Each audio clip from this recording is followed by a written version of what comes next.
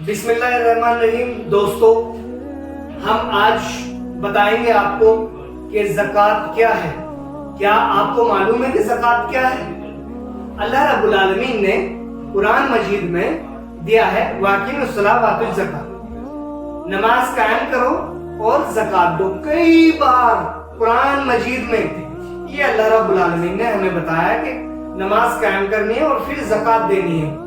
आपको मालूम है कि हजरत उमर रज़ियल्लाहु ताला अन्हा ने कैसा कानून लागू किया था? अगर कोई साहब भीख मांग रहा है या मुस्लिम समाज उभार नहीं ले पा रहा है या मुस्लिम मुआशरा जो गरीबी की तादाद ज्यादा है, गुर्बत झेल रहा है, उसके जिम्मेदार आप हैं। आप वो लोग हैं जो मुस्तहिक हैं ज़कात के और ज़कात नहीं दे पा रहे हैं, तो आप पे जिम्मेदारी है उन मुस्लिमों की जो गरीबी में मुब्तला है, जो जी रहे हैं गरीबी में, जो झेल रहे हैं गरीबी में, है ना। तो अगर आप ज़कात नहीं निकाल पा रहे तो सबसे पहले अल्लाह रब्बुल आलमीन एक काम करेगा कि आप पे जो माल इकट्ठा है उस माल को अल्लाह रब्बुल आलमीन हराम कर देगा और लानतें तलामतें आप पर आएंगी। आपकी जिम्मेदारी है, जो लोग साहिब निसाब हैं उनको ज़कात निकालनी चाहिए। ज़कात दरअसल हमारे हिंदुस्तान में उस टाइम निकलती है जैसे रमजान मुबारक का महीना, लेकिन हमें पढ़ना पड़ेगा हजरत उमर रज़ियल्लाहु ताला को खिलाफत में पूरे अरब को मालदार बना के छोड़ा है। कैसे, इसको हम समझते हैं। देखिए, ज़कात का जो इस्लाम में सिस्टम दिया वो बड़ा ही बेहतरीन सिस्टम है। गरीबी गुर्बतें सब खत्म करने का मामला है और आसान जबान में हम गुर्बत खत्म करते हैं। अल्लाह रब्बुल आलमीन ने जिन लोगों पर ज़कात फर्ज की है, जो साहिब निसाब हो, जिन पे माल रखा हुआ हो, जमा हो, एक्स्ट्रा हो, उन लोगों पर अल्लाह रब्बुल आलमीन ने ज़कात रखी है। कितनी? 2.5%, 100 पर 2.5%। और आप उसको देने से भी कतराते हैं। ये हक और ये माल आपका है ही नहीं। ये अल्लाह रब्बुल आलमीन ने कहा जो गरीब है, मिस्कीन है और जो इसके हकदार है, खानदान में, परिवार में, जहां भी हैं, उन तक पहुंचा दो। अब हम लोग क्या करते हैं? हम करते हैं कि अभी मेरे पास कोई फकीर आया और मैंने उसको 20 रुपए दे दिए, अभी कोई मदारिस से आया मैंने उसको 500 रुपए दे दिए, अभी कोई साहब आए मस्जिद से उसको 500 रुपए दे दिए। दोस्तों, ये ज़कात का तरीका नहीं है, ये गलत तरीका है। जो आप ज़कात दे रहे हैं वो वाकई में गलत है।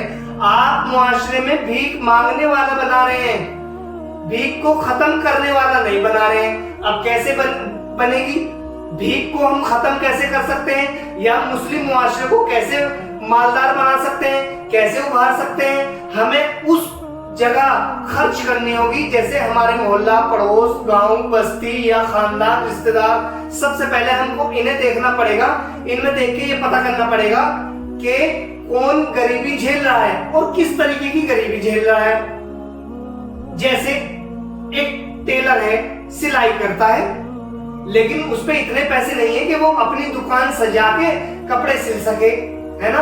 तो आपको चाहिए, जो लोग मुस्तहिक हैं इसके, आपको चाहिए कि अगर आपकी ज़कात 10,000, 5,000 या 20,000 या 50,000 या कुछ उससे ज्यादा निकल रही है तो आपको चाहिए फिर हजरत उमर जैसा कानून।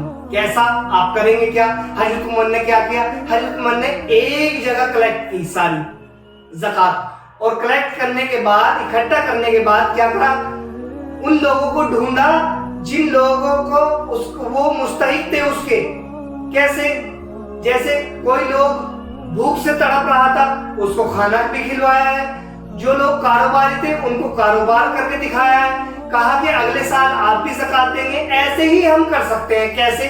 जैसे एक टेलर है और गुर्बत में झेल रहा है, अपने बच्चों का लालन पालन सही से नहीं कर सकता है।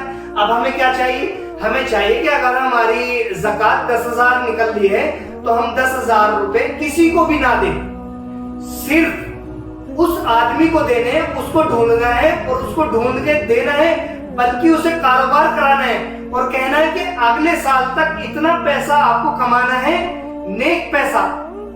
اللہ کو یاد کرتے ہوئے پیسہ اور اس سے کہنا ہے کہ اگلے سال آپ زکات نکالیں، اتنا پیسہ کمائیں، تو کیا ہوگا؟ ایک تو ہمارا معاشرہ مالدار ہوگا، مسلم مالدار ہوں گے اور غربت ختم ہو جائے گی، ایک ٹائم میں ختم ہو جائے گی، آسان چیز میں۔